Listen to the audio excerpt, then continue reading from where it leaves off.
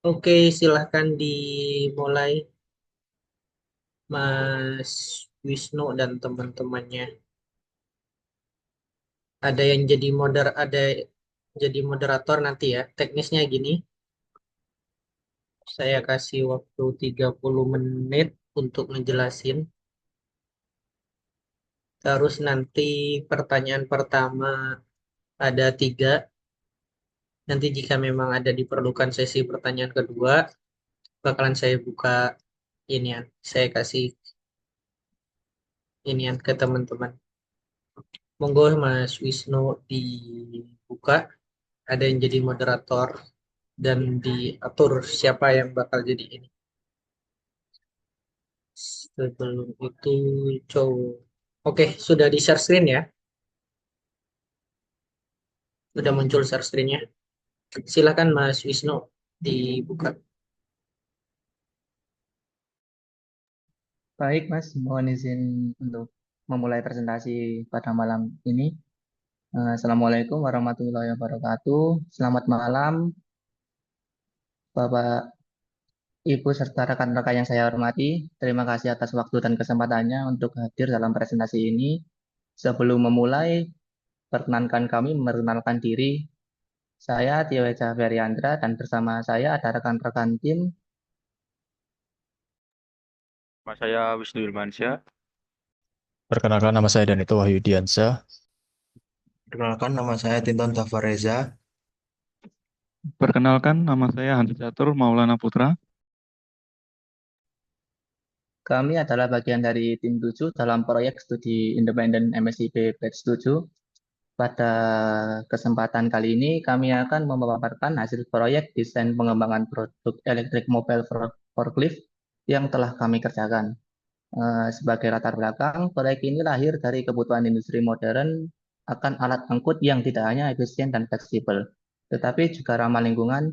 Elektrik mobile forklift yang kami desain bertujuan untuk memberikan solusi praktis bagi industri dengan keterbatasan ruang, sekaligus mengutamakan keberlanjutan melalui penggunaan teknologi berbasis listrik.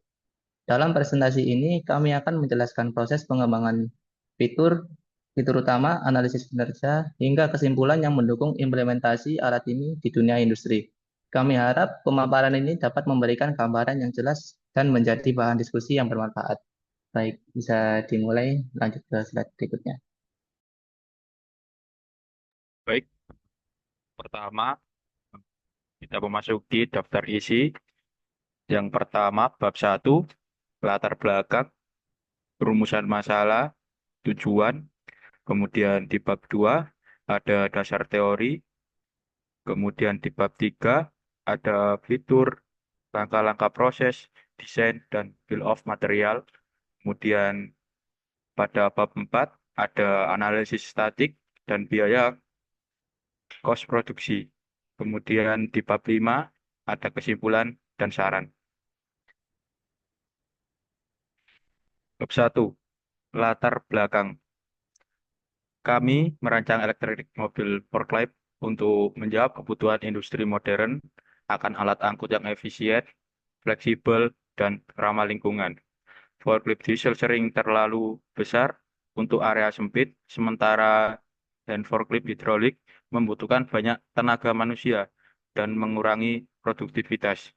Dengan desain yang compact dan teknologi berbasis listrik, kapasitas angkut yang optimal, elektrik mobile forklift menjadi solusi yang efisien, aman, dan mendukung keberlanjutan industri. Rumusan masalah dari penelitian ini, bagaimana proses perancangan mobil forklift elektrik. Yang kedua, bagaimana cara kerja elektrik mobil forklift. Dan yang ketiga, berapa banyak beban yang dapat ditampung oleh elektrik mobile forklift. Tujuan dari penelitian ini untuk mengetahui bagaimana proses perancangan membuat elektrik mobile forklift dilakukan. Yang kedua, untuk mengetahui cara kerja elektrik mobile forklift. Yang ketiga, untuk mengetahui berapa banyak beban yang dapat ditampung oleh elektrik mobile forklift.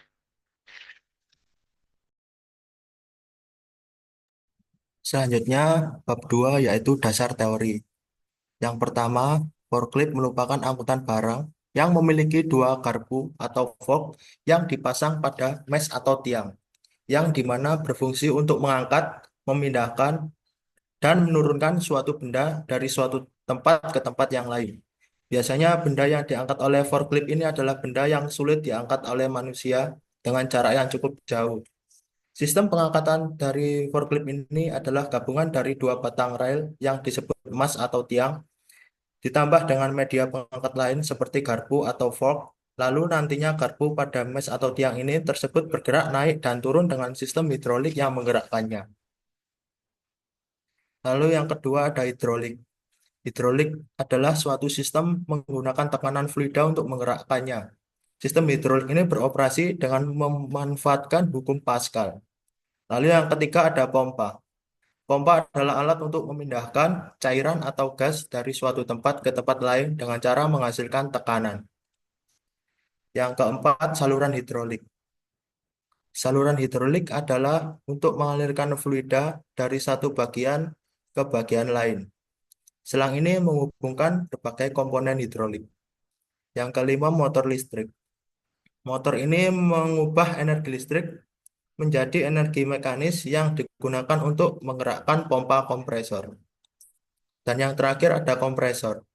Dari sistem hidrolik forklift ini, kompresor berperan sangat penting dalam menghasilkan tekanan fluida yang dibutuhkan seperti silinder hidrolik. Prinsip kerja pada kompresor ini bekerja dengan prinsip menghisap udara atau gas. Proses ini melibatkan dua tahapan utama. Yang pertama penghisapan. Udara masuk melalui katup hisap dan yang kedua pemampatan. Udara ditekan oleh piston atau elemen rotary menghasilkan tekanan tinggi sebelum dilepaskan ke sistem. Bab ketiga yaitu fitur. Fitur ini meliputi bill of material. Di, di slide ini kita dapat lihat beberapa kurang lebih 50 part untuk mobile forklift.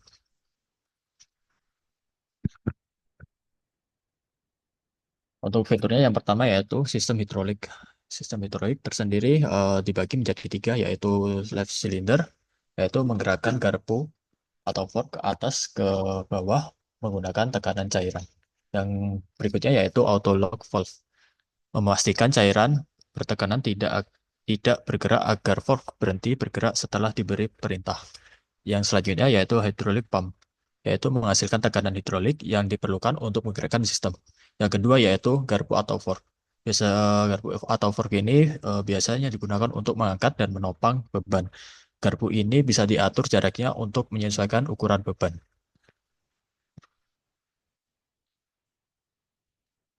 Yang ketiga adalah tiang atau mas. Tiang atau mas ini adalah komponen vertikal yang mendukung gerak naik turun garpu. Mas biasanya memiliki beberapa tahap single, double, atau triple stage untuk ketinggian angkat yang bervariasi. Yang keempat adalah power source. Power source ini biasanya digunakan untuk mesin yang berbahan bakar seperti diesel, bensin, atau gas atau listrik. Forklift listrik lebih sering digunakan di dalam ruangan karena ramah lingkungan dan lebih senyap. Yaitu selanjutnya yaitu sistem kemudi. Sistem kemudi tersebut dibagi menjadi dua, yaitu steering system. Steering system sendiri yaitu mengontrol arah forklift umumnya memiliki radius putar yang kecil untuk manuver di area yang sempit. Yang selanjutnya yaitu rear wheel steering. Kebanyakan forklift menggunakan kemudi roda belakang untuk mempermudah manuver. Yang selanjutnya yaitu sistem pengereman. Sistem pengereman yaitu rem mekanis atau hidrolik untuk menghentikan forklift dengan aman. Itu ada panahnya untuk sistem pengeremannya juga.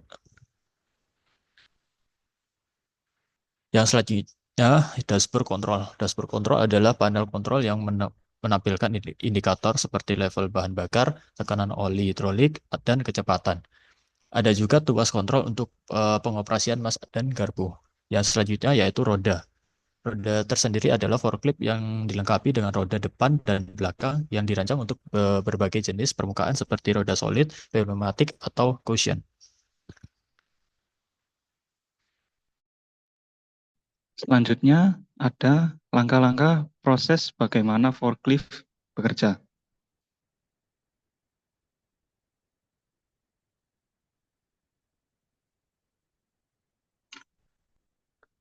Yang pertama, yakni memastikan posisi garpu atau fork berada pada posisi standby. Nah, posisi standby ini itu jarak paling tingginya adalah 15 cm diukur dari permukaan tanah. Nah, gimana sih operator bisa memastikan posisi fork ini dalam posisi standby? Nah, itu ada beberapa prosedurnya. Yang pertama itu ada menekan tombol hijau pada panel yang disediakan. Posisinya ada di sisi kanan forklift bagian atas. Tujuannya pada saat operator menekan tombol tersebut, sistem yang ada pada forklift ini nanti akan bekerja. Setelah dinyalakan, nanti operator itu harus memastikan tekanan hidrolik yang ada di pressure gauge. Pressure gauge-nya lokasinya ada di belakang motor listrik. Nah, itu harus dipastikan berada pada 30 sampai 35 megapascal. Setelah operator memastikan semua tekanan bagus, baru operator bisa menekan tombol berwarna merah. Tombol yang berwarna merah ini untuk menggerakkan fork ke arah bawah, atau menekan tombol hijau untuk menggerakkan fork ke arah atas. Terserah nanti operator mau menggerakkan kemana, yang penting posisi fork ini jarak paling tinggi terhadap tanah adalah 15 cm. Next. Lalu posisi standby 15 cm ini kita tidak semena-mena ya, hanya ini kita kasih jarak 15 cm aja enggak. Jadi kita juga harus menaati aturan yang ada. Kita dapat referensi dari Permenaker nomor 8 tahun 2020 tentang kesehatan dan keselamatan kerja pesawat angkat dan pesawat angkut dalam pasal 85 ayat 1A, di mana berbunyi forklift pada saat dioperasikan, garpu atau fork bagian bawah muatan itu harus berjarak paling tinggi adalah 15 cm dari permukaan tanah. Jadi posisi standby ini tidak boleh, forknya itu tidak boleh lebih dari 15 cm dari permukaan tanah. Mau di bawahnya 15 cm itu tidak masalah, asalkan maksimal paling tinggi itu 15 cm.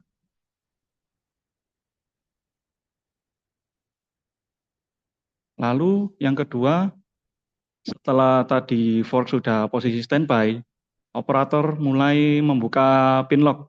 Bisa dilihat dari gambar 1. Jadi pin lock-nya nanti dibuka mengikuti arah yang tersedia itu tadi. Digeser ke atas. Lalu setelah pin lock dibuka, otomatis kan penguncinya sudah tidak bekerja lagi. Nah, itu forklift baru bisa digerakkan. Setelah digerakkan, operator harus mendorong forkliftnya menuju barang. Barangnya dipindahkan dan mengarahkan fork tepat pada lubang palet. Dari gambar yang di tengah, lalu operator nanti mendorong mengikuti lubang palet seperti di gambar yang di sisi kanan.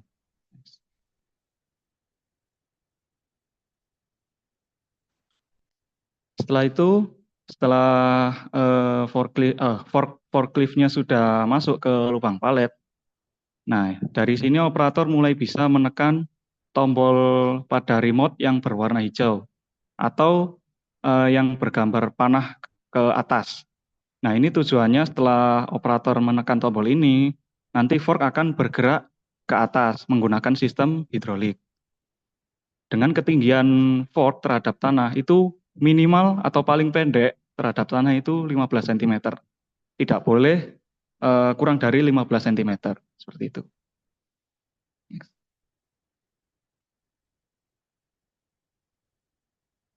Setelah tadi barangnya diangkat menggunakan sistem hidrolik forklift, ini operator mulai mendorong forklift dan barangnya itu ke tujuan barang yang akan dipindahkan. Nah, di kasus ini, pada gambar ini, si bos industri itu mintanya barangnya dipindahkan ke atas rak. Jadi, si operator setelah mengangkat barang, itu nanti barangnya dipindahkan ke atas rak pada seperti gambar si sisi kanan itu. Next.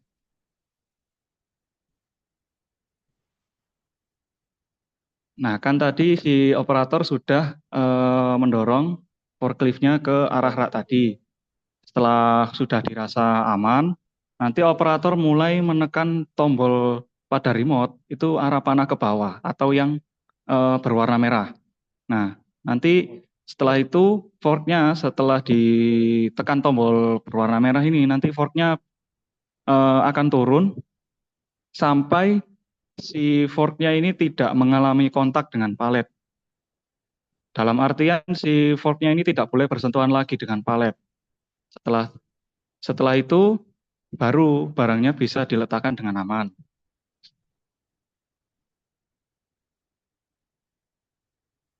Nah, setelah tadi sudah dirasa aman, baru operator menarik forkliftnya itu menjauh dengan cara ditarik ke belakang, menjauh dari palet. Setelah itu ya nggak bisa dipakai secara langsung lagi. Forknya harus diposisikan ke posisi standby. Nah, posisi standby-nya tadi gimana? Jadi forknya maksimal ketinggiannya harus 15 cm dari permukaan tanah. Baru setelah itu forklift bisa digunakan lagi untuk mengangkut barang yang lainnya atau diposisikan ke standby.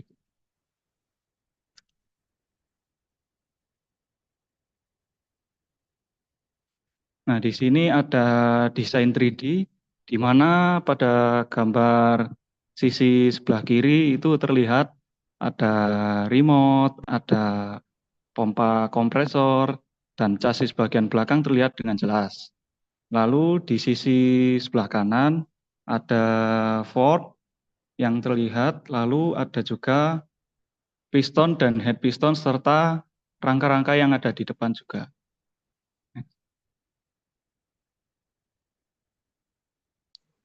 Nah, di sini ada desain 2 dimensi, di mana ketinggian dari forklift ini itu paling tinggi sekitar 2 meter, 2,15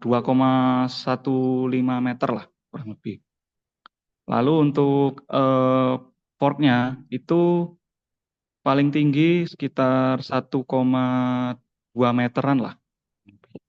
Dan juga panjang forkliftnya dari depan sampai belakang ujung totalnya itu sekitar 1,6 meter. Tidak hanya itu, ada juga lebar total forkliftnya itu tidak sampai 1,3 meter.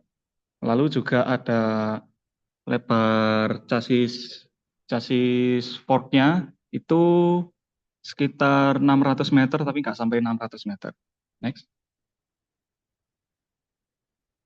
Nah, kan kita tadi sudah melihat ya secara sekilas kompresornya itu bentuknya bagaimana. Tapi kan kita belum tahu nih cara kerjanya gimana. Nah, di sini kita belajar sedikit tentang kompresornya, cara kerja kompresornya. Kita mulai dari filter dan tank. Filter dan tank ini tabung yang berwarna ungu yang di bagian bawah. Nah, itu fungsinya untuk menyimpan cadangan minyak atau fluida yang akan digerakkan oleh pompa. Setelah dari filter atau tank itu tadi, nanti fluidanya akan bergerak ke pompa hidrolis. Nah, pompa hidrolis ini itu nanti akan menghisap fluida yang dari tank tadi. Setelah dari pompa hidrolis itu nanti akan bercabang 2.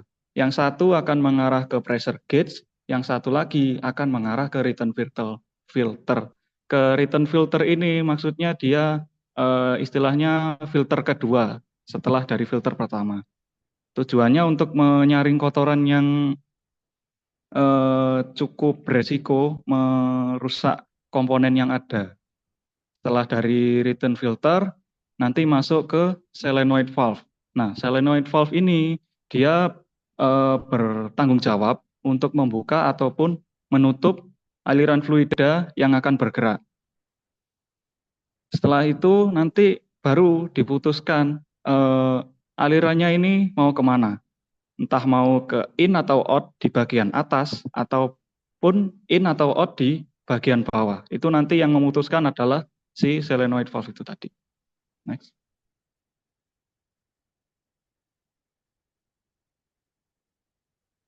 Di sini ada motion explode view, jadi kita bisa ya melihat lebih jelas lah bagaimana part-part yang ada di dalam forklift kita ini.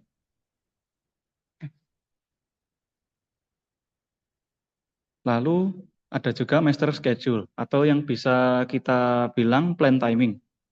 Nah, di tim kita, tim 7 ini, yang pertama yang pasti kita membentuk sebuah tim. Nah, itu kita cukup 1 hari saja, itu sudah cukup. Lalu yang kedua, kita menentukan rumusan masalah yang akan kita kerjakan di forklift ini.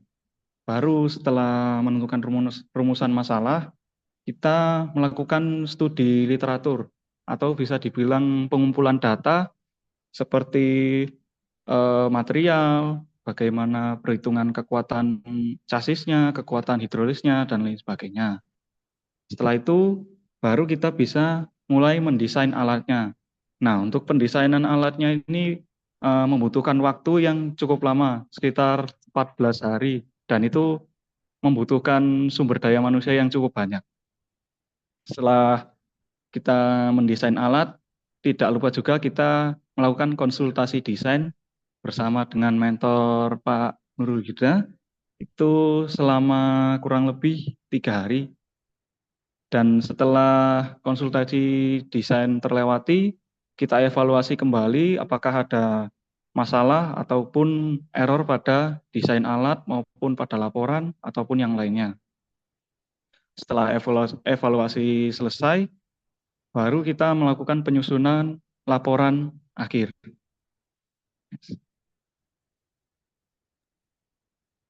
Pada bab 4 ini kita akan menjelaskan tentang analisis statik. Pada bab ini, analisis dilakukan untuk mengevaluasi kinerja dan kesesuaian desain elektrik mobile forklift dengan kebutuhan industri serta peraturan yang berlaku.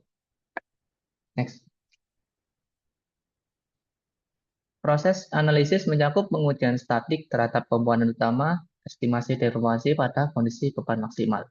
Hasil pengujian menunjukkan bahwa pada beban sebesar 9.806 Newton atau sekitar 1 ton, deformasi maksimal lengan fork adalah 0,025 mm. Nilai ini jauh di bawah batas toleransi yang ditentukan dalam Permenaker nomor 8 tahun 2020 pasal 77 ayat 1 poin F, yaitu 0,15 mm. Dengan demikian, desain memenuhi standar keselamatan kerja yang telah ditetapkan.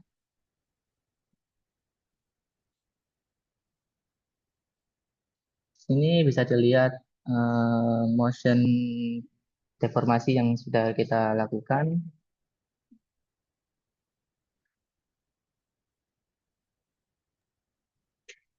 Baik, kelebihan dan kekurangan electrical mobile forklift.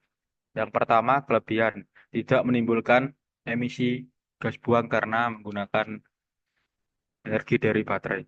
Yang kedua, noise pada alat ini sangat minim, bahkan hampir tidak ada. Yang ketiga, dapat dioperasikan pada ruangan yang terbatas.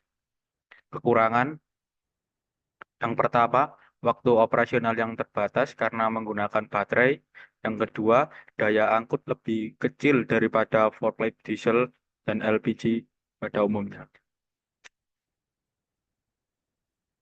Berikut adalah kos biaya produksi dari electrical mobile forklift. Untuk biaya komponennya di kisaran 15 juta, kemudian di biaya jasa dan assemblinya di kisaran 2.500.000. Untuk rekapitulasi harganya, untuk membuat satu electrical mobile forklift berada di kisaran angka 17.776.000. Next.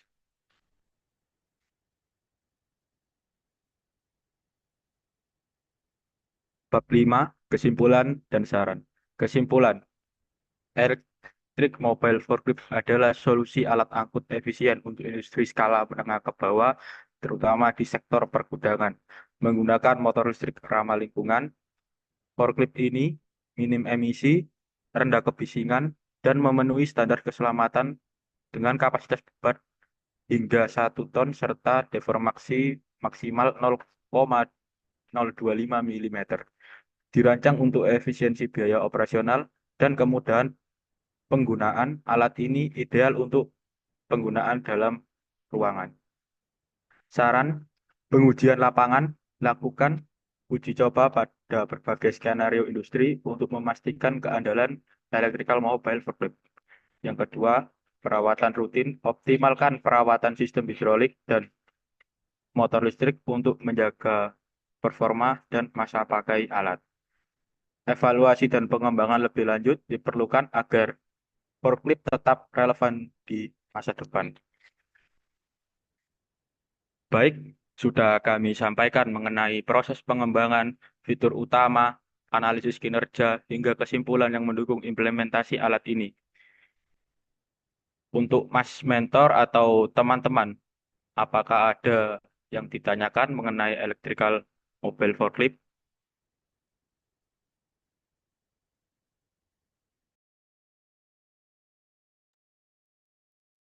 Oke Mas, saya yang mau bertanya terlebih dahulu. Nanti setelah itu teman-teman selanjutnya. Pertama, pertanyaan saya, ini kira-kira berapa berat alat forklift ini? Eh,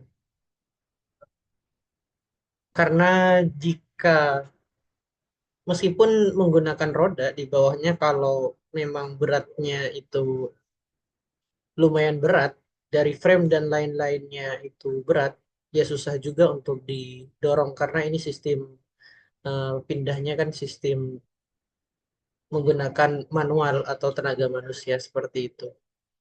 Lalu yang kedua,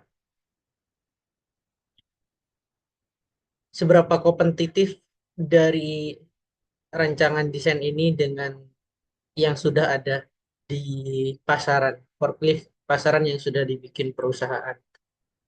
Karena kalau ternyata secara fitur dan harga tidak kompetitif, jadi alat yang kalian rancang ini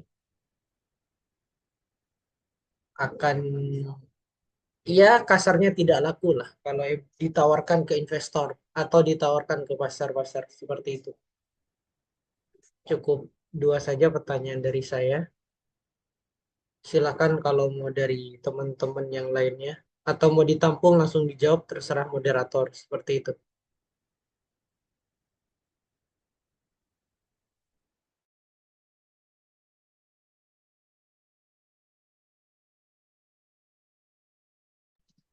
Mungkin bisa dijawab untuk teman-teman. Baik, saya akan menjawab untuk yang pertanyaan Mas Huda yang pertama. Untuk bebannya itu kisaran 200 sampai 300 kg, Mas.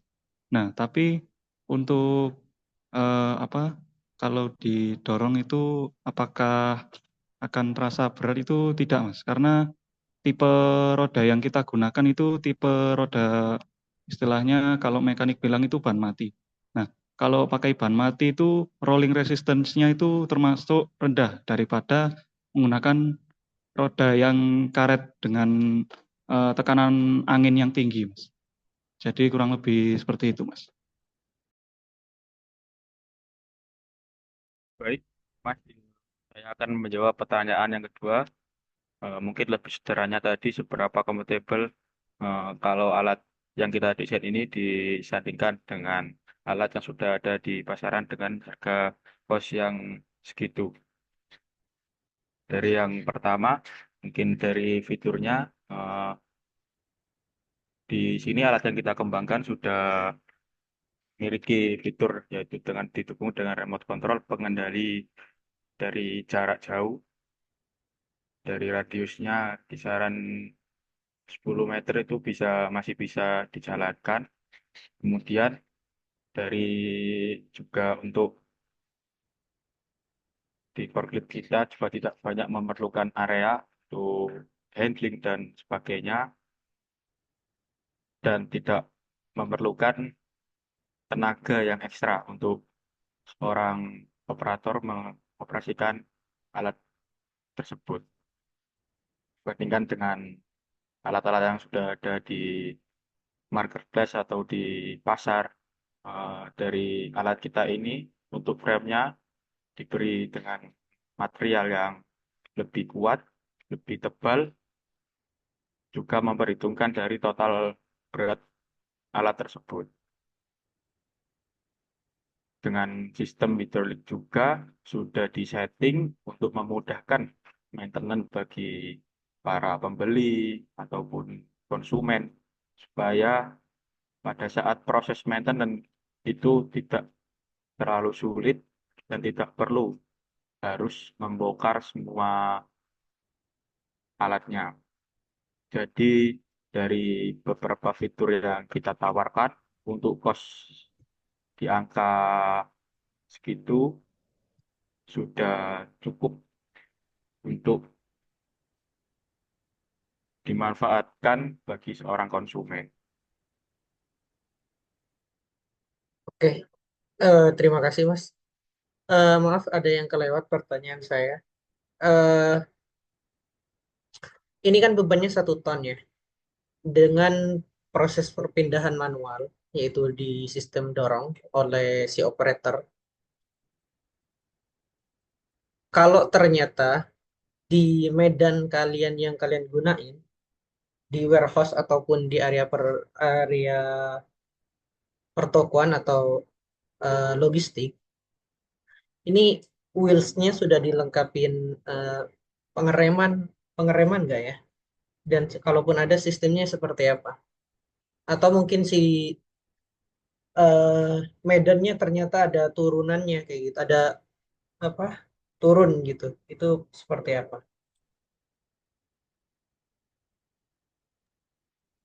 Kalau untuk sistem pengeremannya sudah ada di roda belakang, Mas. Ini ada sebuah pinlock atau pengunci menggunakan, dari gambar ini sudah dijelaskan ada arah panah itu menuju pinlocknya. Kemudian untuk mengatasi medan yang naik ataupun turun, untuk electrical mobil group ini tidak direkomendasikan, karena pada saat pendesainannya juga kita lebih terfokuskan untuk kondisi medan yang datar.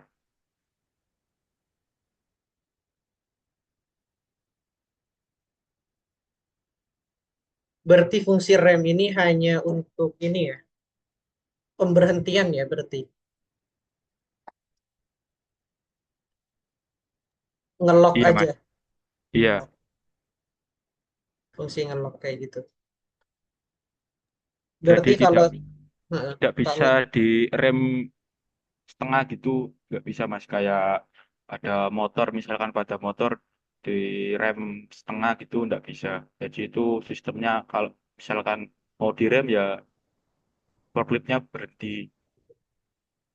kalau seumpamanya ternyata nih, kan tidak mungkin ya yang namanya di lapangan nggak mungkin ada orang ataupun forklift lainnya atau mungkin orang jalur orang seperti itu yang lewat gitu loh. Ternyata kita lagi ngedorong, di depan mungkin ada kendaraan atau forklift lain yang sedang lewat di jalurnya, atau mungkin ada orang yang sedang melintas. Itu kan posisi pengoperasiannya sedang berdiri ya. Lalu gimana itu untuk menghentikannya? Kalau memang untuk landai, it's okay. Saya masih dapat diterima ya. Memang pengoperasian forklift yang area medannya atau lantainya turun itu sangat jarang ya ditemuin di area-area logistik. Cuman kalau ada yang melintas, entah itu manusia atau forklift lainnya, itu seperti apa ininya.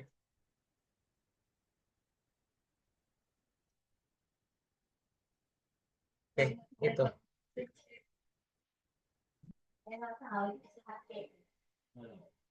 Monggo dijawab. Bagi Intinya teman-teman kalau yang lain, silahkan siapkan pertanyaan ya. Oke, silakan jadi Mas. untuk misalkan ada forklift atau orang yang lewat di depannya Mas, karena alat ini juga tidak terlalu menutupi pandangan untuk ke depan, jadi si operator bisa terlihat untuk misalkan ada orang yang mau lewat atau bisa juga untuk si operator sebelum melakukan juga untuk cleaning area dulu. Jadi memastikan area yang bikin akan dipindahkan dan kemana akan dipindahkan itu sudah steril dari gangguan-gangguan seperti yang tak diinginkan.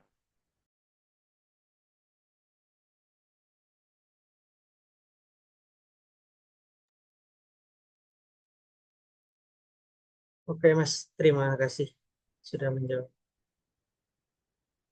Oke, silakan diinin ke teman-temannya. Saya sudah menjawab. Oh ya, pesan buat moderatornya nanti ketika ada pertanyaan dari teman-teman yang lain, mohon dikonfirmasi ya, apakah jawaban dari si penjawab itu sudah atau terpuaskan atau sudah terjawab gitu pertanyaannya kayak gitu. Oke, itu aja mungkin dari saya. Baik, Mas. Mungkin dari teman-teman yang ada di dalam Zoom ini, mungkin ada yang tanyakan tentang electrical mobil forklift dari tim kita. Monggo ditanyakan. Maaf Mas, mau tanya. Baik, Mas, silakan. Ini untuk energinya itu dari motor listrik ya. Iya, Mas. Nah, otomatis kan ini harus pakai colokan tuh.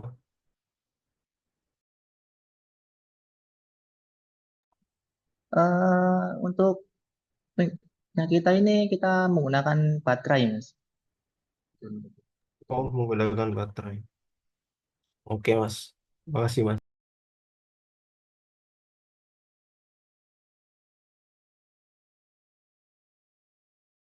Nah, itu Mas, untuk visualisasi gambar baterainya berada di kotak ini. Kotak yang warnanya krem dan kuning ini Mas. Di bawah. Itu letak sumber baterai untuk motor listriknya Mas. Oke, makasih Mas. Apakah sudah terjawabkan untuk Mas Muhammad Nur Yakin? Sudah Mas, makasih Mas. Baik, bisa dilanjut ke pertanyaan yang lain. Yang mentor 2 siapa ya? Sorry, tadi nama-nama kelompoknya coba lihat.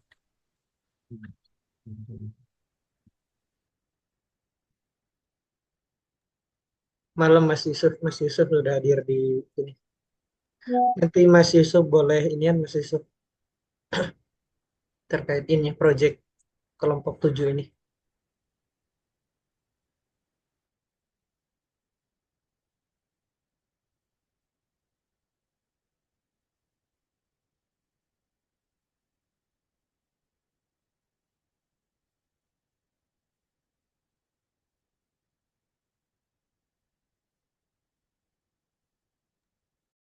Monggo Mas, untuk Mas Yuduf yang baru saja hadir ataupun dari teman. Tadi kan ada pertanyaan terkait safety-nya ya. Apabila di depan itu ada orang lewat ataupun mungkin ada orang yang berdiri di depannya gitu. Ditambahin aja gitu kayak semacam lampu safety yang klip-klip warna kuning biasanya. Itu biasanya di forklift itu ada lampu kayak gitu buat tanda-tanda eh benda yang gerak gitu buat safety juga. Bisa juga ditambah kayak mungkin alarm ataupun bunyi apa ya bunyi mesinnya lah ya seperti itu. Baik, Mas. Terima kasih atas sarannya.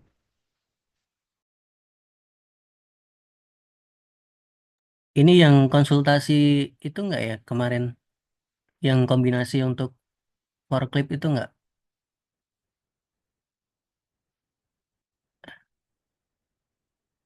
Bukan ya? Eh, kurang tahu kita, Mas. Oh, Kayaknya bukan ya? bukan. Oh, bukan ya. Soalnya Iya, dulu juga ada yang konsultasi untuk kombinasi untuk forklift gitu. Beda ya ternyata. iya Oke, Mas, berbeda.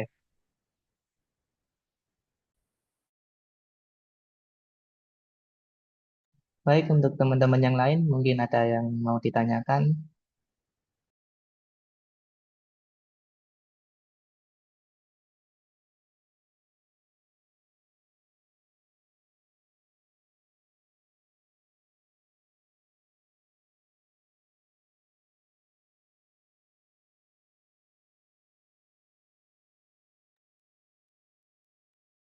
Ayo guys, yang lain silakan nanya.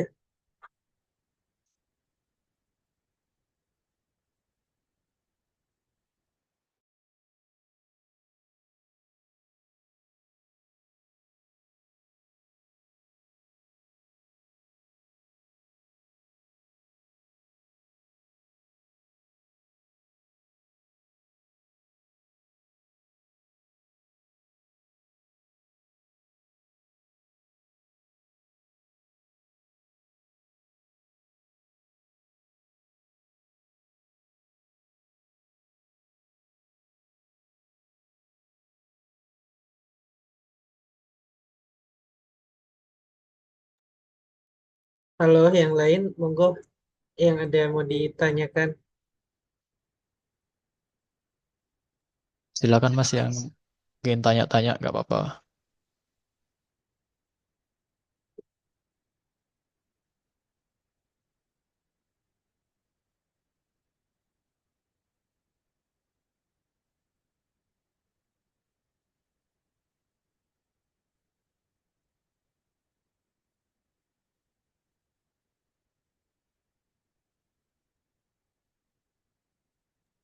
next aja kelompok yang lainnya. Silakan ditutup aja ganti. Misal ada yang mau presentasi, silakan disiapkan.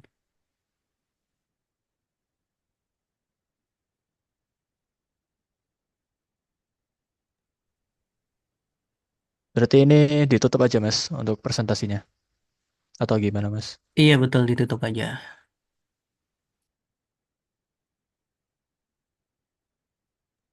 Baik, demikian presentasi yang dapat kami sampaikan mengenai desain pengembangan produk elektrik mobile forklift.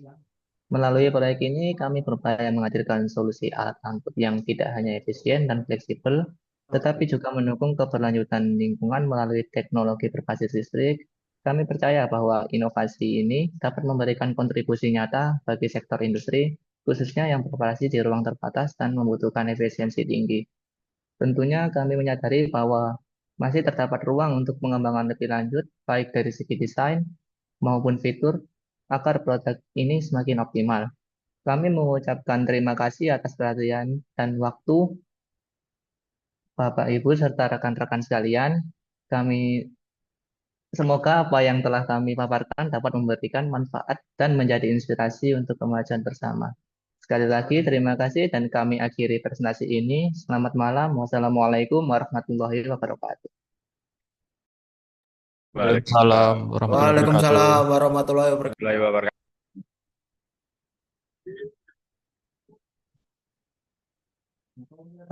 Untuk Mas Wisnu dan teman-temannya sudah diupload ya di iniannya, di G Drive ya, laporannya. Laporan PPT-nya Mas ya. Iya, Ini mau diupload Mas. PPT sama Sama laporan. Iya, Ya. sama laporan. Oh ya. Baik Mas. Sama assembly terakhir juga, Mas. Iya, assemblingnya di Pet and Go ya. Iya, Baik. siap, Mas. Nanti saya cross check iniannya, Pet and Go-nya.